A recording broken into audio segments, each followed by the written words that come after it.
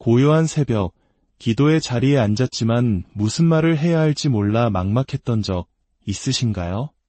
마음은 간절한데 입에서는 늘 똑같은 말만 맴돌지는 않으셨나요? 하나님, 복을 주세요. 은혜를 주세요. 도와주세요.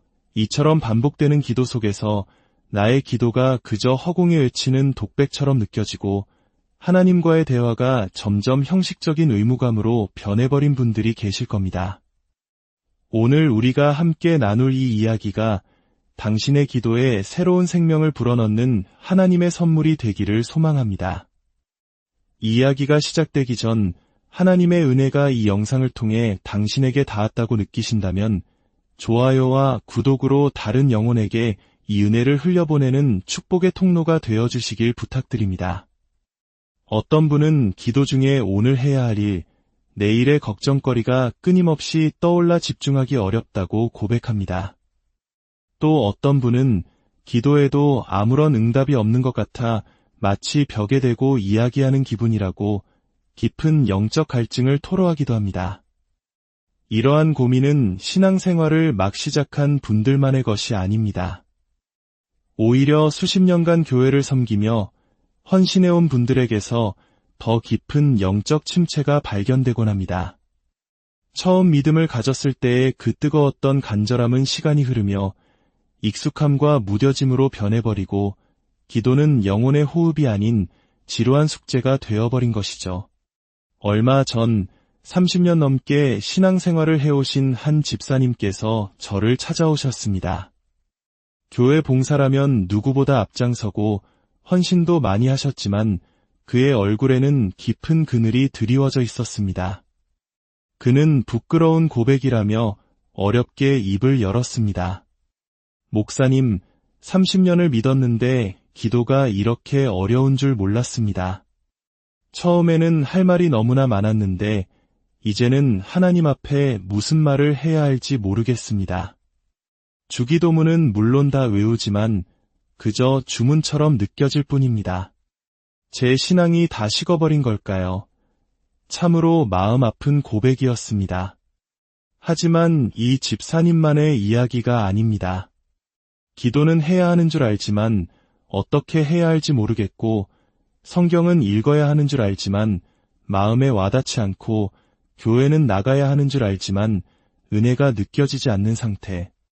이런 영적 침체는 우리의 신앙생활 전체를 무너뜨릴 수 있는 위험한 신호입니다. 저는 그 집사님께 주기도문을 다시 한번 깊이 묵상하며 기도해 보시라고 권해드렸습니다. 단순히 외우는 것이 아니라 한 구절 한 구절에 담긴 의미를 곱씹으며 마음으로 기도해 보시라고 말씀드렸습니다. 집사님, 주기도문을 빨리 외우려 하지 마세요.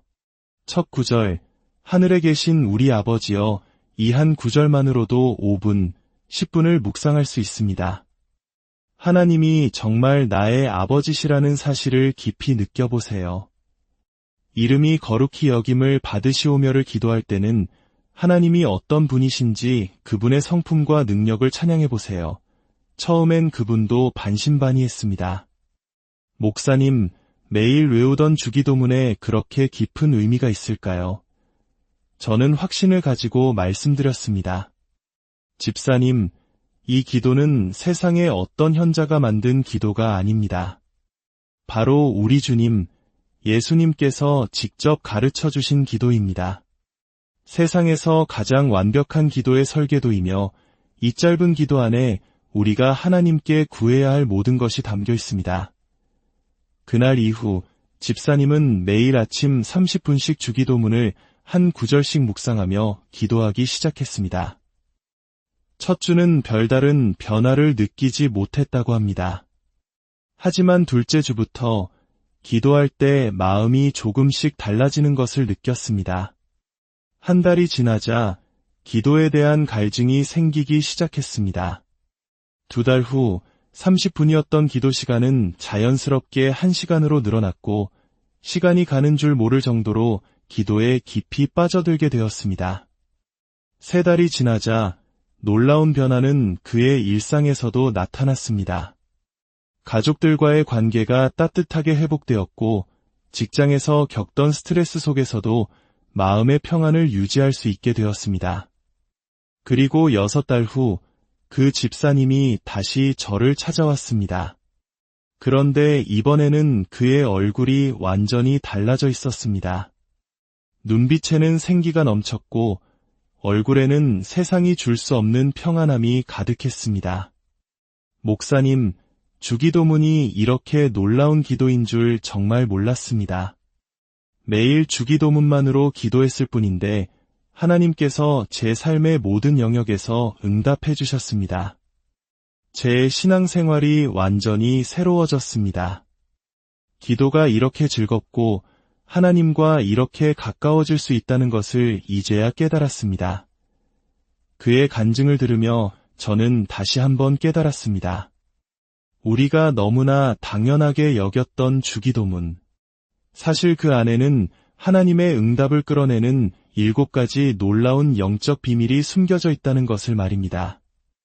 오늘 우리는 그 비밀의 문을 함께 열어보고자 합니다.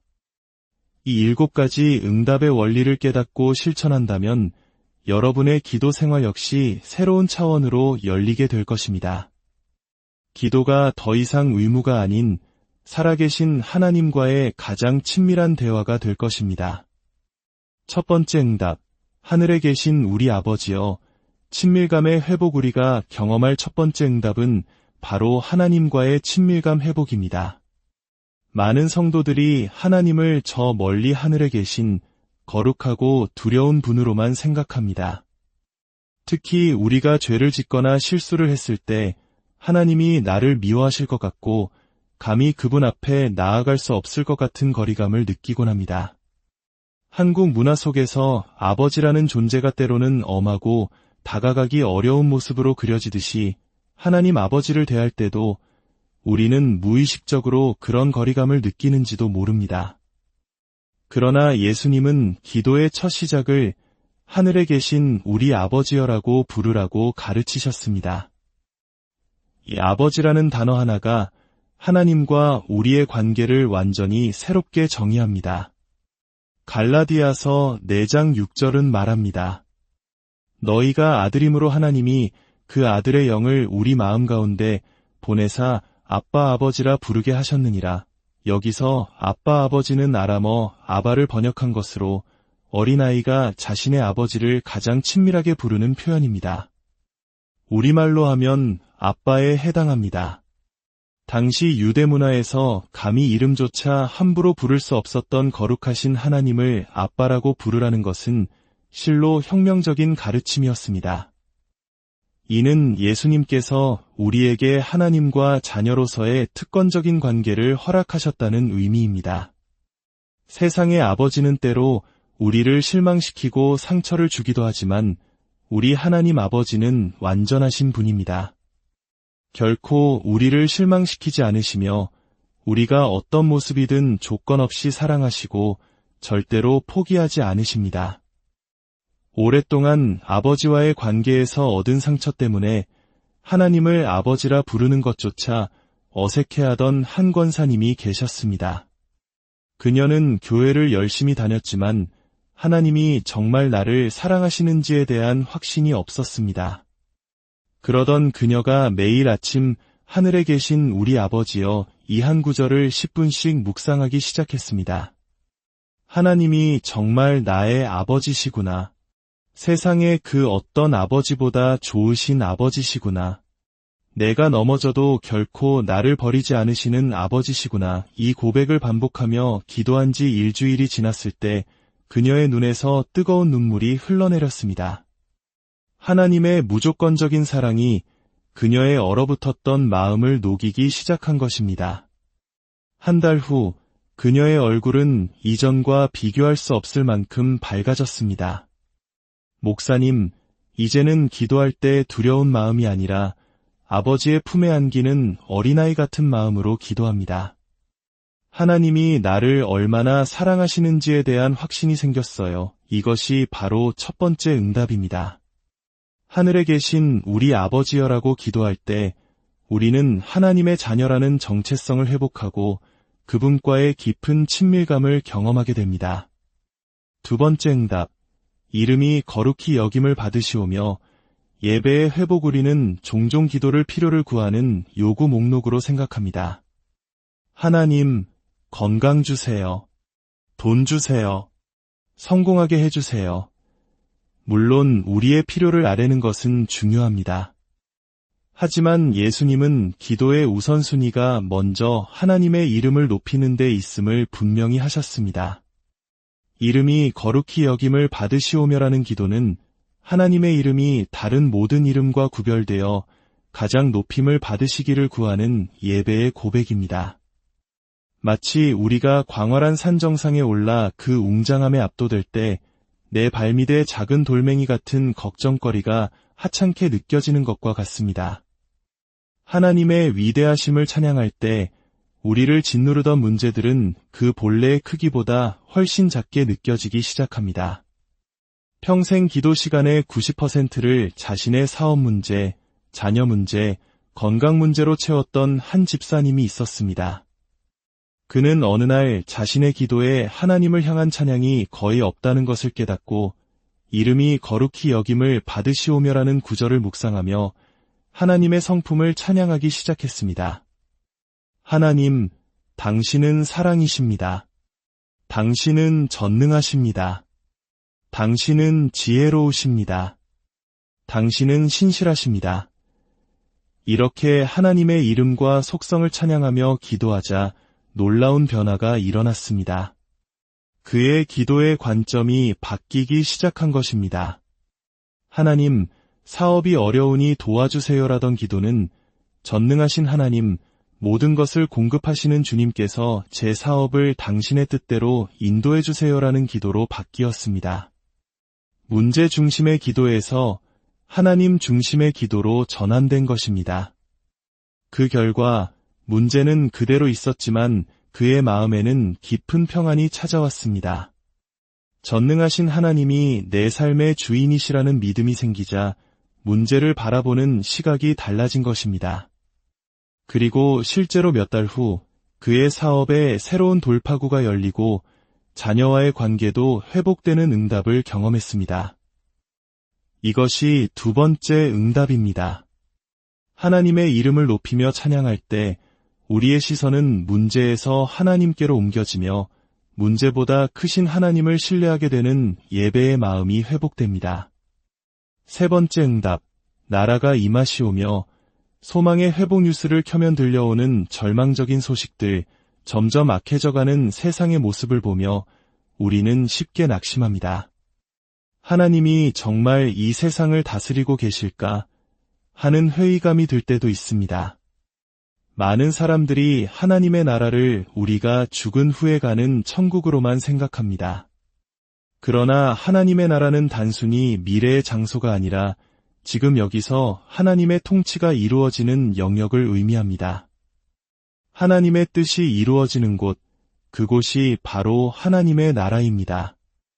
예수님께서 나라가 임하시오며라고 기도하라고 가르치신 것은 이 어두운 세상 속에서 절망하지 말고 하나님의 나라가 반드시 이 땅에 임할 것이라는 소망을 품고 기도하라는 의미입니다. 졸업을 앞두고 취업 걱정으로 가득했던 한 청년이 있었습니다. 암울한 현실 앞에서 그는 자신의 미래가 보이지 않는다고 절망했습니다. 그러나 나라가 임하시오며라고 기도하면서 그의 생각이 바뀌기 시작했습니다. 하나님, 저에게 좋은 직장을 주세요 라는 기도에서 하나님, 저를 통해 이 땅에 하나님의 나라를 이루어 주세요. 제가 어떤 일을 하든 그곳에서 하나님의 정의와 사랑을 드러내는 도구가 되게 해주세요 라는 사명의 기도로 바뀐 것입니다. 그의 마음에 세상이 줄 수 없는 소망이 싹 텄습니다. 취업에 대한 걱정보다 더 큰 하나님의 나라를 향한 사명감이 생긴 것입니다. 몇 달 후 그는 비록 큰 조직은 아니었지만 사회의 약한 자들을 돕는 한 기독교 단체에서 일할 기회를 얻었습니다. 그는 지금 자신의 자리에서 하나님의 나라를 이루어가는 기쁨을 누리며 살아가고 있습니다. 이것이 세 번째 응답입니다. 나라가 임하시오며라고 기도할 때 우리는 현실의 어둠에 갇히지 않고 하나님의 나라가 반드시 승리할 것이라는 영원한 소망을 품게 됩니다. 네 번째 응답, 뜻이 하늘에서 이루어진 것 같이 땅에서도 이루어지이다. 순종의 회복. 우리는 종종 하나님의 뜻과 나의 뜻 사이에서 갈등합니다. 하나님의 뜻대로 살아야 한다는 것을 머리로는 알지만 내 욕심과 계획을 내려놓기가 어렵습니다. 뜻이 하늘에서 이루어진 것 같이 땅에서도 이루어지이다라는 기도는 나의 뜻을 고집하는 것이 아니라 하나님의 완전하신 뜻에 내 삶을 내어드리는 순종의 고백입니다. 하늘에서 하나님의 뜻이 천사들을 통해 즉각적이고 기쁨으로 이루어지는 것처럼 우리도 이 땅에서 그러한 순종의 삶을 살게 해달라는 기도입니다. 자녀가 목회자의 길을 걷기를 간절히 원했던 한 사모님이 있었습니다. 아들이 신학교를 그만두고 세상적인 일을 하겠다고 했을 때 그녀는 자신의 뜻이 꺾인 것에 대해 하나님을 원망하며 기도했습니다. 하나님, 제 아들이 다시 주의 길로 돌아오게 해주세요. 이것이 하나님의 뜻이 아닙니까?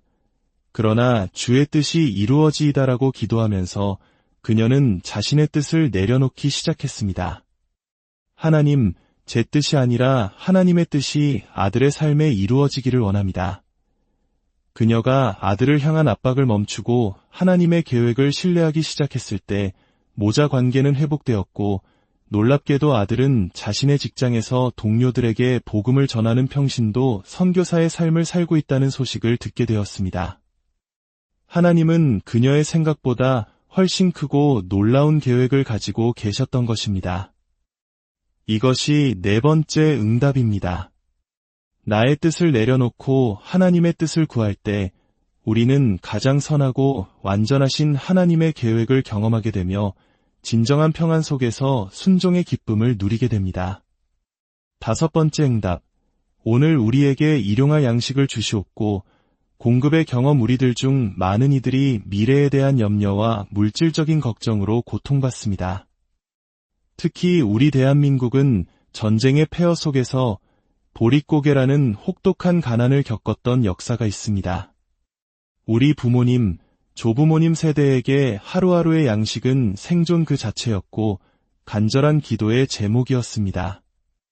예수님께서 일용할 양식을 구하라고 하신 것은 내일 일을 염려하지 말고 오늘 하루 필요한 모든 것을 하나님께서 책임져 주실 것이라는 믿음을 가지라는 의미입니다. 이는 마치 광야에서 이스라엘 백성에게 매일 새로운 만나를 내려주셨던 하나님의 신실하심을 기억하라는 메시지와 같습니다. 남편의 사업 실패로 하루아침에 모든 것을 잃은 한 권사님이 있었습니다. 그녀는 매일 밤 다음 달 집세 걱정, 아이들 학비 걱정으로 잠을 이루지 못했습니다. 그러던 그녀가 하나님, 내일 일은 모르겠습니다. 오늘 하루 필요한 양식만 채워주세요 라고 기도하기 시작했습니다. 그러자 놀라운 일들이 일어났습니다. 이웃이 반찬을 가져다주고 교회에서 쌀을 보내주고 예상치 못한 곳에서 장학금 소식이 들려오는 등 정말 하루하루 필요한 것들이 기적처럼 채워졌습니다. 그녀는 이 시간을 통해 풍족할 때가 아니라 오히려 부족함 속에서 매일 하나님의 살아있는 공급하심을 생생하게 체험했습니다. 이것이 다섯 번째 응답입니다. 오늘 필요한 양식을 구할 때 우리는 미래에 대한 염려에서 벗어나 하루하루 우리의 필요를 채우시는 신실하신 하나님 아버지를 신뢰하는 법을 배우게 됩니다. 여섯 번째 응답, 우리가 우리에게 죄 지은 자를 사하여 준 것 같이 우리 죄를 사하여 주시옵고 용서의 은혜 주기도문에서 가장 도전적인 부분일 것입니다. 우리는 다른 사람에게 받은 상처를 쉽게 잊지 못합니다. 용서해야 한다는 것을 알면서도 마음속에서는 분노와 원망이 사라지지 않습니다. 그러나 예수님은 우리가 다른 사람을 용서하는 것과 하나님께서 우리 죄를 용서하시는 것을 연결시키셨습니다. 이는 용서가 선택이 아닌 필수임을 알려줍니다. 사실 용서는 상대를 위한 것이기 이전에 용서하지 못하는 미움의 감옥에서 나 자신을 해방시키는 일입니다. 형제에게 배신당해 큰 경제적 손실과 마음의 상처를 입은 한 집사님이 있었습니다. 그는 수년간 형제를 용서하지 못하고 분노 속에서 살았습니다. 그러나 이 구절을 묵상하며 기도하면서 그는 자신이 하나님으로부터 얼마나 큰 죄를 용서받았는지를 깨닫게 되었습니다. 하나님, 제 힘으로는 용서할 수 없습니다. 저를 용서하신 그 은혜로 저도 형제를 용서할 수 있는 마음을 주세요. 그가 용서하기로 결단하고 기도했을 때 그의 마음에 먼저 평안이 찾아왔고 결국 형제와 화해하며 깨어졌던 가족 관계를 회복하는 은혜를 경험했습니다. 이것이 6번째 응답입니다. 하나님의 무조건적인 용서를 깊이 깨달을 때 우리도 다른 사람을 용서할 수 있는 힘을 얻게 되며 진정한 자유와 관계의 회복을 경험하게 됩니다. 7번째 응답. 우리를 시험에 들게 하지 마시옵고 다만 악에서 구하시옵소서. 영적 보호의 경험. 우리가 살아가는 세상은 보이지 않는 영적 전쟁터입니다. 사탄은 끊임없이 우리를 유혹하고 시험하여 넘어뜨리려 합니다. 직장에서의 부정한 유혹, 끊기 힘든 중독의 문제, 관계 속에서의 교묘한 이간질 등 시험의 모습은 다양합니다. 우리를 시험에 들게 하지 마시옵고라는 기도는 우리가 감당할 수 없는 시험에 빠지지 않게 해달라는 간구이며 악에서 구하시옵소서라는 기도는 악한 사탄의 모든 공격으로부터 우리를 지켜달라는 보호의 요청입니다. 직장 상사의 부당한 지시 앞에서 신앙 양심을 지켜야 할지 현실과 타협해야 할지 고민하던 한 청년이 있었습니다. 그는 이 기도를 드리며 하나님의 보호하심을 간절히 구했습니다. 며칠 후 놀랍게도 그 상사가 다른 부서로 발령이 났고 그는 더 이상 부정한 유혹에 시달리지 않게 되었습니다. 하나님께서는 때로 상황을 직접 바꾸시기도 하고 때로는 시험을 이겨낼 힘과 지혜를 주심으로 우리를 보호하십니다. 이것이 7번째 응답입니다.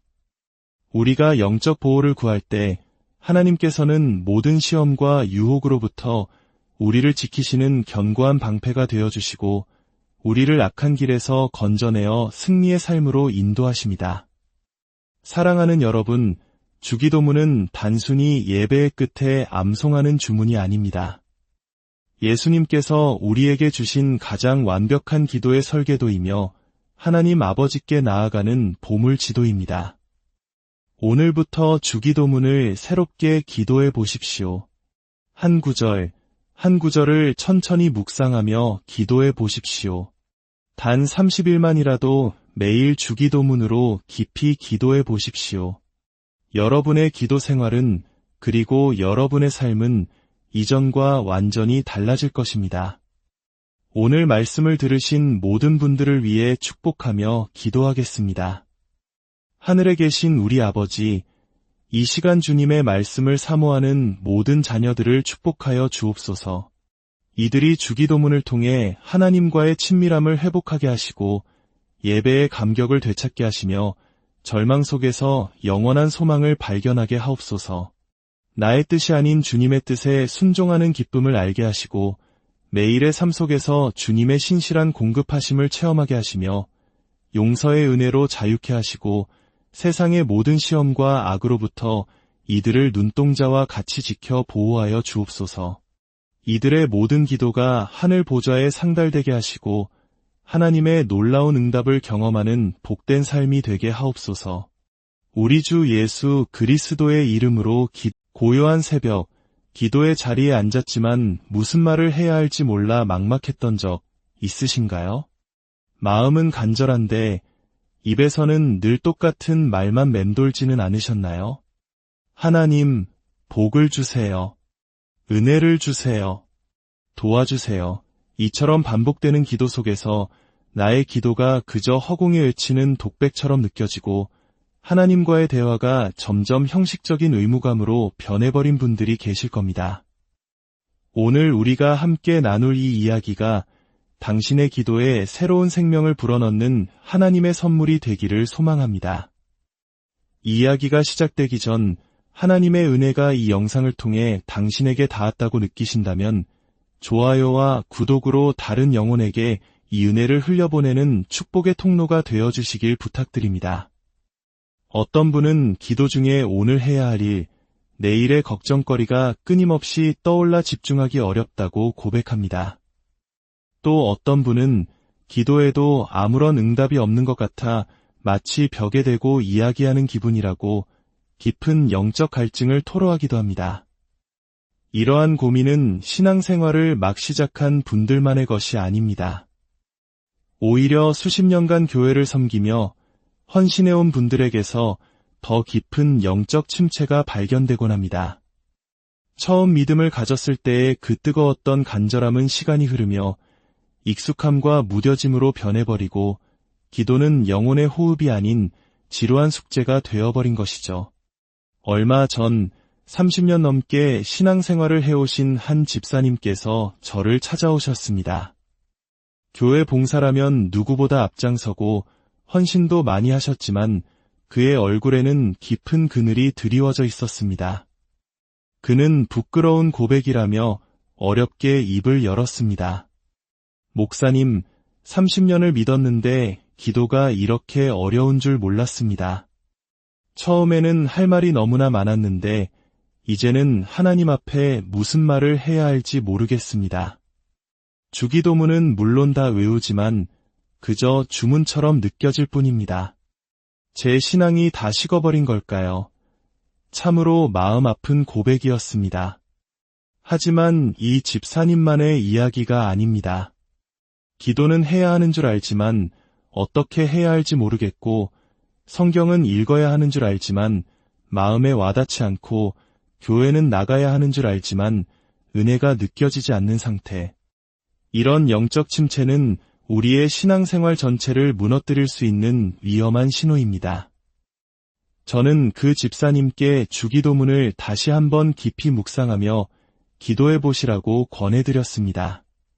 단순히 외우는 것이 아니라 한 구절 한 구절에 담긴 의미를 곱씹으며 마음으로 기도해 보시라고 말씀드렸습니다. 집사님, 주기도문을 빨리 외우려 하지 마세요. 첫 구절, 하늘에 계신 우리 아버지여, 이 한 구절만으로도 5분, 10분을 묵상할 수 있습니다. 하나님이 정말 나의 아버지시라는 사실을 깊이 느껴보세요. 이름이 거룩히 여김을 받으시오며를 기도할 때는 하나님이 어떤 분이신지 그분의 성품과 능력을 찬양해보세요. 처음엔 그분도 반신반의했습니다. 목사님, 매일 외우던 주기도문에 그렇게 깊은 의미가 있을까요? 저는 확신을 가지고 말씀드렸습니다. 집사님, 이 기도는 세상의 어떤 현자가 만든 기도가 아닙니다. 바로 우리 주님, 예수님께서 직접 가르쳐 주신 기도입니다. 세상에서 가장 완벽한 기도의 설계도이며 이 짧은 기도 안에 우리가 하나님께 구해야 할 모든 것이 담겨 있습니다. 그날 이후 집사님은 매일 아침 30분씩 주기도문을 한 구절씩 묵상하며 기도하기 시작했습니다. 첫 주는 별다른 변화를 느끼지 못했다고 합니다. 하지만 둘째 주부터 기도할 때 마음이 조금씩 달라지는 것을 느꼈습니다. 한 달이 지나자 기도에 대한 갈증이 생기기 시작했습니다. 2달 후 30분이었던 기도 시간은 자연스럽게 1시간으로 늘어났고 시간이 가는 줄 모를 정도로 기도에 깊이 빠져들게 되었습니다. 3달이 지나자 놀라운 변화는 그의 일상에서도 나타났습니다. 가족들과의 관계가 따뜻하게 회복되었고 직장에서 겪던 스트레스 속에서도 마음의 평안을 유지할 수 있게 되었습니다. 그리고 6달 후 그 집사님이 다시 저를 찾아왔습니다. 그런데 이번에는 그의 얼굴이 완전히 달라져 있었습니다. 눈빛에는 생기가 넘쳤고 얼굴에는 세상이 줄 수 없는 평안함이 가득했습니다. 목사님, 주기도문이 이렇게 놀라운 기도인 줄 정말 몰랐습니다. 매일 주기도문만으로 기도했을 뿐인데 하나님께서 제 삶의 모든 영역에서 응답해 주셨습니다. 제 신앙생활이 완전히 새로워졌습니다. 기도가 이렇게 즐겁고 하나님과 이렇게 가까워질 수 있다는 것을 이제야 깨달았습니다. 그의 간증을 들으며 저는 다시 한번 깨달았습니다. 우리가 너무나 당연하게 여겼던 주기도문. 사실 그 안에는 하나님의 응답을 끌어내는 7가지 놀라운 영적 비밀이 숨겨져 있다는 것을 말입니다. 오늘 우리는 그 비밀의 문을 함께 열어보고자 합니다. 이 7가지 응답의 원리를 깨닫고 실천한다면 여러분의 기도 생활 역시 새로운 차원으로 열리게 될 것입니다. 기도가 더 이상 의무가 아닌 살아계신 하나님과의 가장 친밀한 대화가 될 것입니다. 첫 번째 응답, 하늘에 계신 우리 아버지여, 친밀감의 회복. 우리가 경험할 첫 번째 응답은 바로 하나님과의 친밀감 회복입니다. 많은 성도들이 하나님을 저 멀리 하늘에 계신 거룩하고 두려운 분으로만 생각합니다.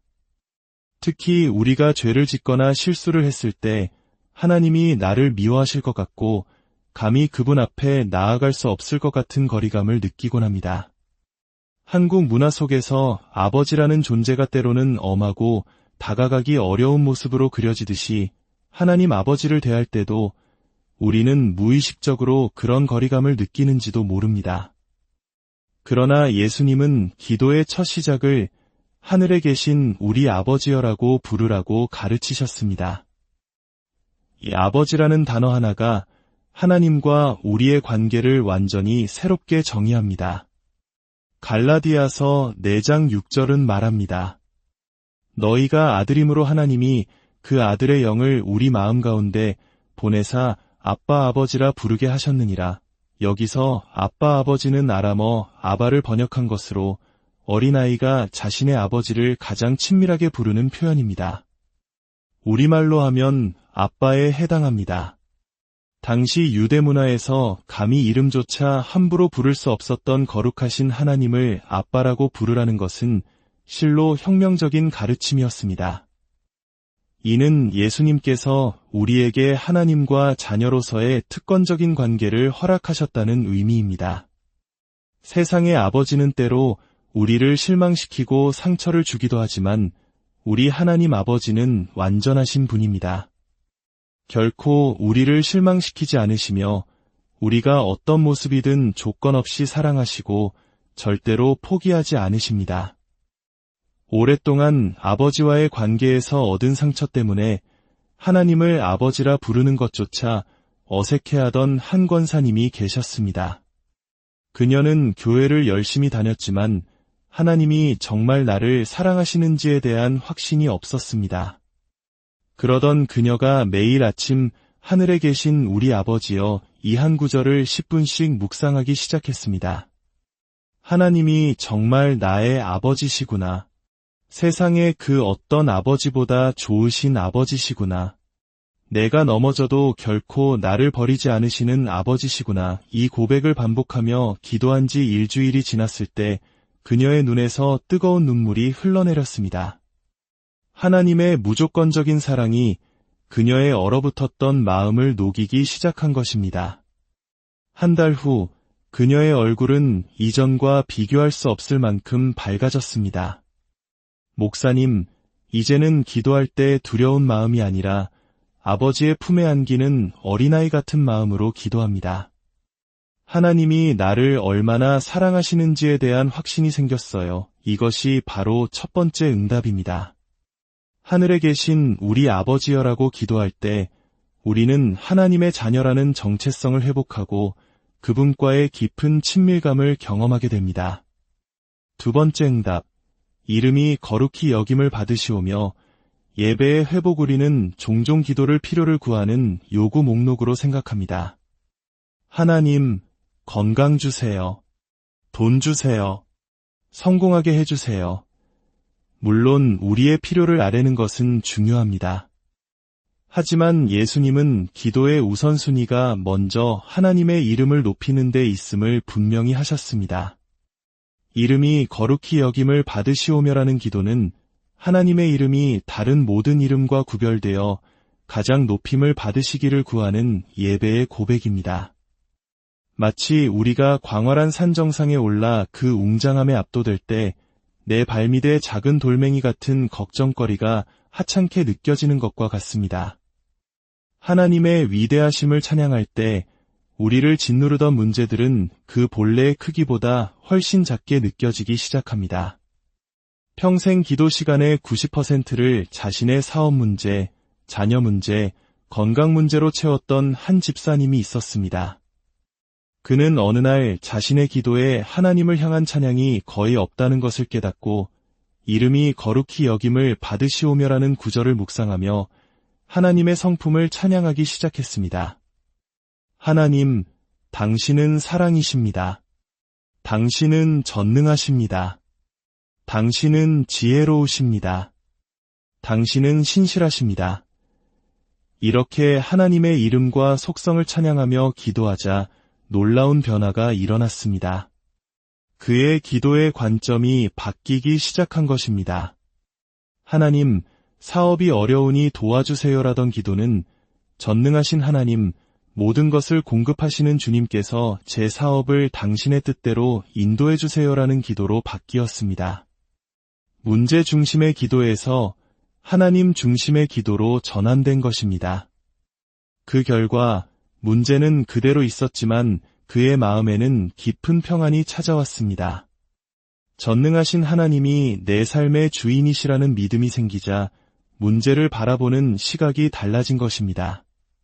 그리고 실제로 몇 달 후 그의 사업에 새로운 돌파구가 열리고 자녀와의 관계도 회복되는 응답을 경험했습니다.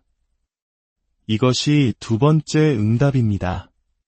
하나님의 이름을 높이며 찬양할 때 우리의 시선은 문제에서 하나님께로 옮겨지며 문제보다 크신 하나님을 신뢰하게 되는 예배의 마음이 회복됩니다.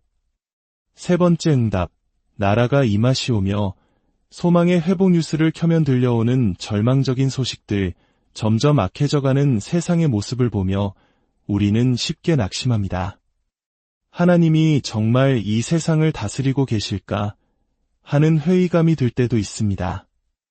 많은 사람들이 하나님의 나라를 우리가 죽은 후에 가는 천국으로만 생각합니다. 그러나 하나님의 나라는 단순히 미래의 장소가 아니라 지금 여기서 하나님의 통치가 이루어지는 영역을 의미합니다. 하나님의 뜻이 이루어지는 곳, 그곳이 바로 하나님의 나라입니다. 예수님께서 나라가 임하시오며라고 기도하라고 가르치신 것은 이 어두운 세상 속에서 절망하지 말고 하나님의 나라가 반드시 이 땅에 임할 것이라는 소망을 품고 기도하라는 의미입니다. 졸업을 앞두고 취업 걱정으로 가득했던 한 청년이 있었습니다. 암울한 현실 앞에서 그는 자신의 미래가 보이지 않는다고 절망했습니다. 그러나 나라가 임하시오며라고 기도하면서 그의 생각이 바뀌기 시작했습니다. 하나님, 저에게 좋은 직장을 주세요 라는 기도에서 하나님, 저를 통해 이 땅에 하나님의 나라를 이루어 주세요. 제가 어떤 일을 하든 그곳에서 하나님의 정의와 사랑을 드러내는 도구가 되게 해주세요 라는 사명의 기도로 바뀐 것입니다. 그의 마음에 세상이 줄 수 없는 소망이 싹 텄습니다. 취업에 대한 걱정보다 더 큰 하나님의 나라를 향한 사명감이 생긴 것입니다. 몇 달 후 그는 비록 큰 조직은 아니었지만 사회의 약한 자들을 돕는 한 기독교 단체에서 일할 기회를 얻었습니다. 그는 지금 자신의 자리에서 하나님의 나라를 이루어가는 기쁨을 누리며 살아가고 있습니다. 이것이 세 번째 응답입니다. 나라가 임하시오며라고 기도할 때 우리는 현실의 어둠에 갇히지 않고 하나님의 나라가 반드시 승리할 것이라는 영원한 소망을 품게 됩니다. 네 번째 응답, 뜻이 하늘에서 이루어진 것 같이 땅에서도 이루어지이다. 순종의 회복. 우리는 종종 하나님의 뜻과 나의 뜻 사이에서 갈등합니다. 하나님의 뜻대로 살아야 한다는 것을 머리로는 알지만 내 욕심과 계획을 내려놓기가 어렵습니다. 뜻이 하늘에서 이루어진 것 같이 땅에서도 이루어지이다라는 기도는 나의 뜻을 고집하는 것이 아니라 하나님의 완전하신 뜻에 내 삶을 내어드리는 순종의 고백입니다. 하늘에서 하나님의 뜻이 천사들을 통해 즉각적이고 기쁨으로 이루어지는 것처럼 우리도 이 땅에서 그러한 순종의 삶을 살게 해달라는 기도입니다. 자녀가 목회자의 길을 걷기를 간절히 원했던 한 사모님이 있었습니다. 아들이 신학교를 그만두고 세상적인 일을 하겠다고 했을 때 그녀는 자신의 뜻이 꺾인 것에 대해 하나님을 원망하며 기도했습니다. 하나님, 제 아들이 다시 주의 길로 돌아오게 해주세요. 이것이 하나님의 뜻이 아닙니까? 그러나 주의 뜻이 이루어지이다라고 기도하면서 그녀는 자신의 뜻을 내려놓기 시작했습니다. 하나님, 제 뜻이 아니라 하나님의 뜻이 아들의 삶에 이루어지기를 원합니다. 그녀가 아들을 향한 압박을 멈추고 하나님의 계획을 신뢰하기 시작했을 때 모자 관계는 회복되었고 놀랍게도 아들은 자신의 직장에서 동료들에게 복음을 전하는 평신도 선교사의 삶을 살고 있다는 소식을 듣게 되었습니다. 하나님은 그녀의 생각보다 훨씬 크고 놀라운 계획을 가지고 계셨던 것입니다. 이것이 네 번째 응답입니다. 나의 뜻을 내려놓고 하나님의 뜻을 구할 때 우리는 가장 선하고 완전하신 하나님의 계획을 경험하게 되며 진정한 평안 속에서 순종의 기쁨을 누리게 됩니다. 다섯 번째 응답. 오늘 우리에게 일용할 양식을 주시옵고 공급의 경험 우리들 중 많은 이들이 미래에 대한 염려와 물질적인 걱정으로 고통받습니다. 특히 우리 대한민국은 전쟁의 폐허 속에서 보릿고개라는 혹독한 가난을 겪었던 역사가 있습니다. 우리 부모님, 조부모님 세대에게 하루하루의 양식은 생존 그 자체였고 간절한 기도의 제목이었습니다.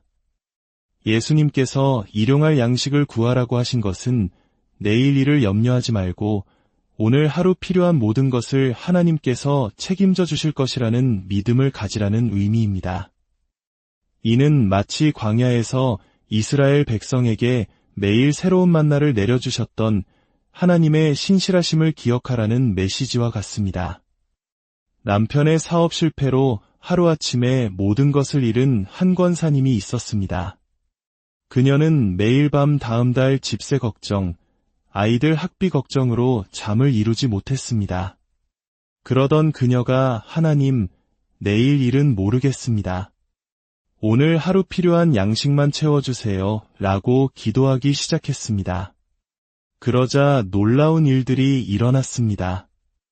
이웃이 반찬을 가져다주고 교회에서 쌀을 보내주고 예상치 못한 곳에서 장학금 소식이 들려오는 등 정말 하루하루 필요한 것들이 기적처럼 채워졌습니다.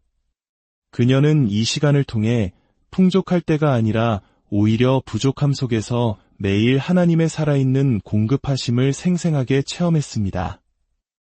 이것이 다섯 번째 응답입니다.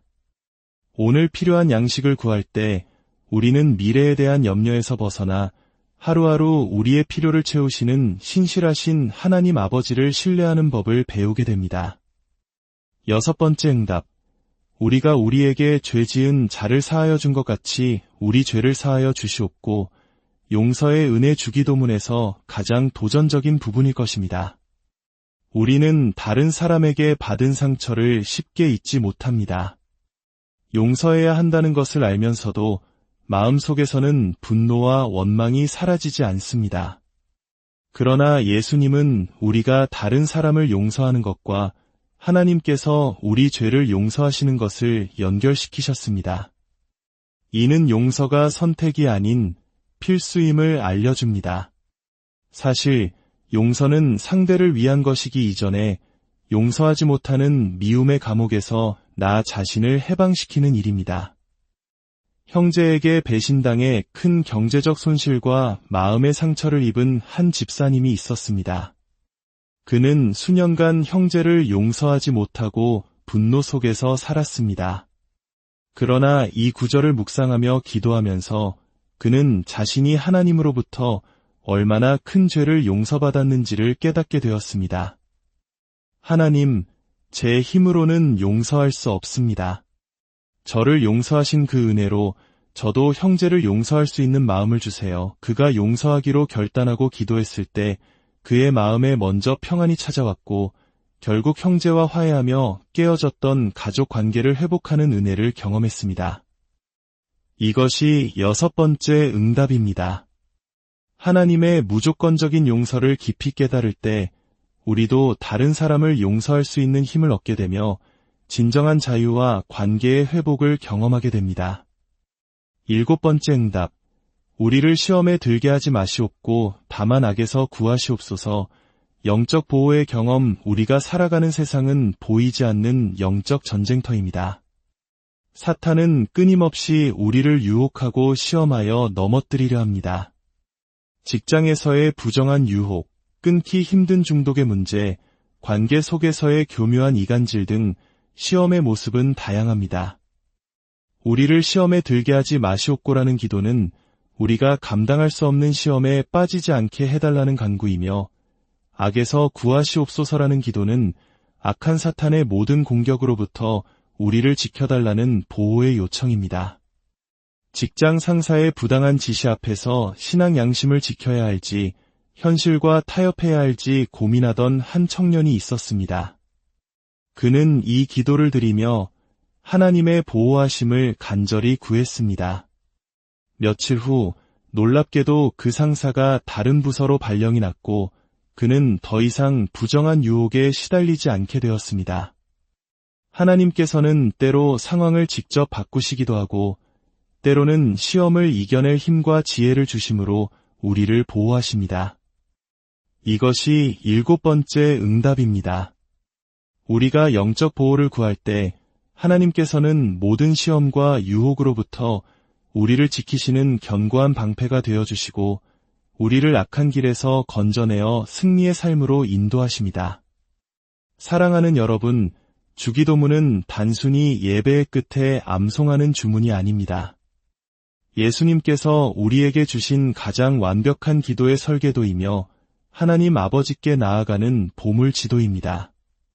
오늘부터 주기도문을 새롭게 기도해 보십시오. 한 구절, 한 구절을 천천히 묵상하며 기도해 보십시오. 단 30일만이라도 매일 주기도문으로 깊이 기도해 보십시오. 여러분의 기도 생활은 그리고 여러분의 삶은 이전과 완전히 달라질 것입니다. 오늘 말씀을 들으신 모든 분들을 위해 축복하며 기도하겠습니다. 하늘에 계신 우리 아버지, 이 시간 주님의 말씀을 사모하는 모든 자녀들을 축복하여 주옵소서. 이들이 주기도문을 통해 하나님과의 친밀함을 회복하게 하시고 예배의 감격을 되찾게 하시며 절망 속에서 영원한 소망을 발견하게 하옵소서. 나의 뜻이 아닌 주님의 뜻에 순종하는 기쁨을 알게 하시고 매일의 삶 속에서 주님의 신실한 공급하심을 체험하게 하시며 용서의 은혜로 자유케 하시고 세상의 모든 시험과 악으로부터 이들을 눈동자와 같이 지켜 보호하여 주옵소서. 이들의 모든 기도가 하늘 보좌에 상달되게 하시고 하나님의 놀라운 응답을 경험하는 복된 삶이 되게 하옵소서. 우리 주 예수 그리스도의 이름으로 고요한 새벽, 기도의 자리에 앉았지만 무슨 말을 해야 할지 몰라 막막했던 적 있으신가요? 마음은 간절한데 입에서는 늘 똑같은 말만 맴돌지는 않으셨나요? 하나님, 복을 주세요. 은혜를 주세요. 도와주세요. 이처럼 반복되는 기도 속에서 나의 기도가 그저 허공에 외치는 독백처럼 느껴지고 하나님과의 대화가 점점 형식적인 의무감으로 변해버린 분들이 계실 겁니다. 오늘 우리가 함께 나눌 이 이야기가 당신의 기도에 새로운 생명을 불어넣는 하나님의 선물이 되기를 소망합니다. 이 이야기가 시작되기 전 하나님의 은혜가 이 영상을 통해 당신에게 닿았다고 느끼신다면 좋아요와 구독으로 다른 영혼에게 이 은혜를 흘려보내는 축복의 통로가 되어주시길 부탁드립니다. 어떤 분은 기도 중에 오늘 해야 할 일, 내일의 걱정거리가 끊임없이 떠올라 집중하기 어렵다고 고백합니다. 또 어떤 분은 기도해도 아무런 응답이 없는 것 같아 마치 벽에 대고 이야기하는 기분이라고 깊은 영적 갈증을 토로하기도 합니다. 이러한 고민은 신앙생활을 막 시작한 분들만의 것이 아닙니다. 오히려 수십 년간 교회를 섬기며 헌신해온 분들에게서 더 깊은 영적 침체가 발견되곤 합니다. 처음 믿음을 가졌을 때의 그 뜨거웠던 간절함은 시간이 흐르며 익숙함과 무뎌짐으로 변해버리고 기도는 영혼의 호흡이 아닌 지루한 숙제가 되어버린 것이죠. 얼마 전 30년 넘게 신앙생활을 해오신 한 집사님께서 저를 찾아오셨습니다. 교회 봉사라면 누구보다 앞장서고 헌신도 많이 하셨지만 그의 얼굴에는 깊은 그늘이 드리워져 있었습니다. 그는 부끄러운 고백이라며 어렵게 입을 열었습니다. 목사님, 30년을 믿었는데 기도가 이렇게 어려운 줄 몰랐습니다. 처음에는 할 말이 너무나 많았는데 이제는 하나님 앞에 무슨 말을 해야 할지 모르겠습니다. 주기도문은 물론 다 외우지만 그저 주문처럼 느껴질 뿐입니다. 제 신앙이 다 식어버린 걸까요? 참으로 마음 아픈 고백이었습니다. 하지만 이 집사님만의 이야기가 아닙니다. 기도는 해야 하는 줄 알지만 어떻게 해야 할지 모르겠고 성경은 읽어야 하는 줄 알지만 마음에 와닿지 않고 교회는 나가야 하는 줄 알지만 은혜가 느껴지지 않는 상태. 이런 영적 침체는 우리의 신앙생활 전체를 무너뜨릴 수 있는 위험한 신호입니다. 저는 그 집사님께 주기도문을 다시 한번 깊이 묵상하며 기도해 보시라고 권해드렸습니다. 단순히 외우는 것이 아니라 한 구절 한 구절에 담긴 의미를 곱씹으며 마음으로 기도해 보시라고 말씀드렸습니다. 집사님, 주기도문을 빨리 외우려 하지 마세요. 첫 구절, 하늘에 계신 우리 아버지여, 이 한 구절만으로도 5분, 10분을 묵상할 수 있습니다. 하나님이 정말 나의 아버지시라는 사실을 깊이 느껴보세요. 이름이 거룩히 여김을 받으시오며를 기도할 때는 하나님이 어떤 분이신지 그분의 성품과 능력을 찬양해보세요. 처음엔 그분도 반신반의했습니다. 목사님, 매일 외우던 주기도문에 그렇게 깊은 의미가 있을까요? 저는 확신을 가지고 말씀드렸습니다. 집사님, 이 기도는 세상의 어떤 현자가 만든 기도가 아닙니다. 바로 우리 주님, 예수님께서 직접 가르쳐 주신 기도입니다. 세상에서 가장 완벽한 기도의 설계도이며 이 짧은 기도 안에 우리가 하나님께 구해야 할 모든 것이 담겨 있습니다. 그날 이후 집사님은 매일 아침 30분씩 주기도문을 한 구절씩 묵상하며 기도하기 시작했습니다. 첫 주는 별다른 변화를 느끼지 못했다고 합니다. 하지만 둘째 주부터 기도할 때 마음이 조금씩 달라지는 것을 느꼈습니다. 한 달이 지나자 기도에 대한 갈증이 생기기 시작했습니다. 2달 후 30분이었던 기도 시간은 자연스럽게 1시간으로 늘어났고 시간이 가는 줄 모를 정도로 기도에 깊이 빠져들게 되었습니다. 3달이 지나자 놀라운 변화는 그의 일상에서도 나타났습니다. 가족들과의 관계가 따뜻하게 회복되었고 직장에서 겪던 스트레스 속에서도 마음의 평안을 유지할 수 있게 되었습니다. 그리고 6달 후 그 집사님이 다시 저를 찾아왔습니다. 그런데 이번에는 그의 얼굴이 완전히 달라져 있었습니다. 눈빛에는 생기가 넘쳤고 얼굴에는 세상이 줄 수 없는 평안함이 가득했습니다. 목사님, 주기도문이 이렇게 놀라운 기도인 줄 정말 몰랐습니다. 매일 주기도문만으로 기도했을 뿐인데 하나님께서 제 삶의 모든 영역에서 응답해 주셨습니다. 제 신앙생활이 완전히 새로워졌습니다. 기도가 이렇게 즐겁고 하나님과 이렇게 가까워질 수 있다는 것을 이제야 깨달았습니다. 그의 간증을 들으며 저는 다시 한번 깨달았습니다. 우리가 너무나 당연하게 여겼던 주기도문. 사실 그 안에는 하나님의 응답을 끌어내는 7가지 놀라운 영적 비밀이 숨겨져 있다는 것을 말입니다. 오늘 우리는 그 비밀의 문을 함께 열어보고자 합니다. 이 7가지 응답의 원리를 깨닫고 실천한다면 여러분의 기도 생활 역시 새로운 차원으로 열리게 될 것입니다. 기도가 더 이상 의무가 아닌 살아계신 하나님과의 가장 친밀한 대화가 될 것입니다. 첫 번째 응답, 하늘에 계신 우리 아버지여, 친밀감의 회복. 우리가 경험할 첫 번째 응답은 바로 하나님과의 친밀감 회복입니다.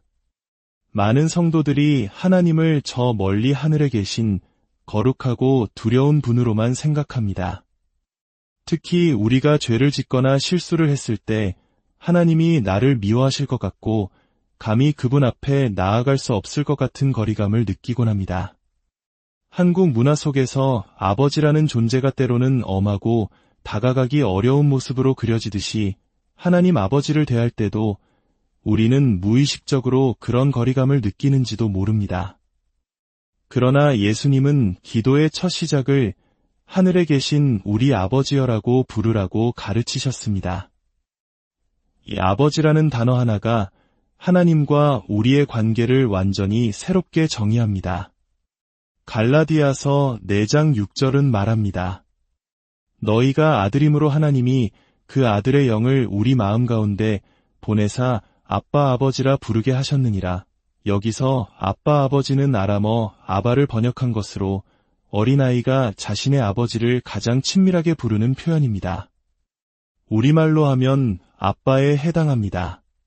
당시 유대 문화에서 감히 이름조차 함부로 부를 수 없었던 거룩하신 하나님을 아빠라고 부르라는 것은 실로 혁명적인 가르침이었습니다. 이는 예수님께서 우리에게 하나님과 자녀로서의 특권적인 관계를 허락하셨다는 의미입니다. 세상의 아버지는 때로 우리를 실망시키고 상처를 주기도 하지만 우리 하나님 아버지는 완전하신 분입니다. 결코 우리를 실망시키지 않으시며 우리가 어떤 모습이든 조건 없이 사랑하시고 절대로 포기하지 않으십니다. 오랫동안 아버지와의 관계에서 얻은 상처 때문에 하나님을 아버지라 부르는 것조차 어색해하던 한 권사님이 계셨습니다. 그녀는 교회를 열심히 다녔지만 하나님이 정말 나를 사랑하시는지에 대한 확신이 없었습니다. 그러던 그녀가 매일 아침 하늘에 계신 우리 아버지여 이 한 구절을 10분씩 묵상하기 시작했습니다. 하나님이 정말 나의 아버지시구나. 세상의 그 어떤 아버지보다 좋으신 아버지시구나. 내가 넘어져도 결코 나를 버리지 않으시는 아버지시구나. 이 고백을 반복하며 기도한 지 일주일이 지났을 때 그녀의 눈에서 뜨거운 눈물이 흘러내렸습니다. 하나님의 무조건적인 사랑이 그녀의 얼어붙었던 마음을 녹이기 시작한 것입니다. 한 달 후 그녀의 얼굴은 이전과 비교할 수 없을 만큼 밝아졌습니다. 목사님, 이제는 기도할 때 두려운 마음이 아니라 아버지의 품에 안기는 어린아이 같은 마음으로 기도합니다. 하나님이 나를 얼마나 사랑하시는지에 대한 확신이 생겼어요. 이것이 바로 첫 번째 응답입니다. 하늘에 계신 우리 아버지여라고 기도할 때 우리는 하나님의 자녀라는 정체성을 회복하고 그분과의 깊은 친밀감을 경험하게 됩니다. 두 번째 응답, 이름이 거룩히 여김을 받으시오며 예배의 회복. 우리는 종종 기도를 필요를 구하는 요구 목록으로 생각합니다. 하나님, 건강 주세요. 돈 주세요. 성공하게 해주세요. 물론 우리의 필요를 아뢰는 것은 중요합니다. 하지만 예수님은 기도의 우선순위가 먼저 하나님의 이름을 높이는 데 있음을 분명히 하셨습니다. 이름이 거룩히 여김을 받으시오며라는 기도는 하나님의 이름이 다른 모든 이름과 구별되어 가장 높임을 받으시기를 구하는 예배의 고백입니다. 마치 우리가 광활한 산 정상에 올라 그 웅장함에 압도될 때 내 발밑에 작은 돌멩이 같은 걱정거리가 하찮게 느껴지는 것과 같습니다. 하나님의 위대하심을 찬양할 때 우리를 짓누르던 문제들은 그 본래의 크기보다 훨씬 작게 느껴지기 시작합니다. 평생 기도 시간의 90%를 자신의 사업 문제, 자녀 문제, 건강 문제로 채웠던 한 집사님이 있었습니다. 그는 어느 날 자신의 기도에 하나님을 향한 찬양이 거의 없다는 것을 깨닫고 이름이 거룩히 여김을 받으시오며라는 구절을 묵상하며 하나님의 성품을 찬양하기 시작했습니다.